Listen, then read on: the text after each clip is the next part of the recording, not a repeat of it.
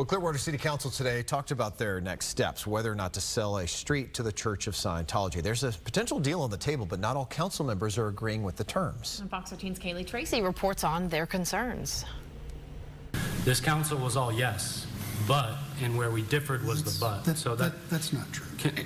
May I finish again? Monday, Clearwater City Council members talked about the latest chapter in whether or not to sell a street the city owns in the middle of downtown to the Church of Scientology. This is a perfect example and a prime example of why this isn't only such a tough discussion to have, is because the fear and the willingness to not speak about these issues in front of the public is probably what got us here the last 40 or 50 years. Council members said at their work session that they did agree to discuss a possible sale with the church, but differed on the terms of what that sale could look like. So I left the meeting feeling very conflicted. On the one hand, I felt that I wasn't successful in negotiating what I thought would be a good deal for our city, which is open access and activation.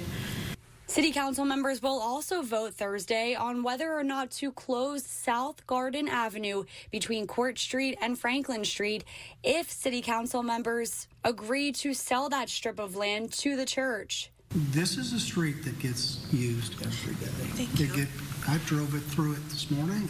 The current negotiated sale agreement says the church would pay the city $1,375,000 for the land.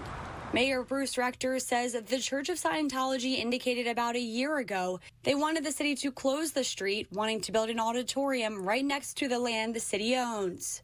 The church would have to get the necessary building permits to build that auditorium by December 31st, 2029, and have most, if not all, of the construction done by December 31st, 2031.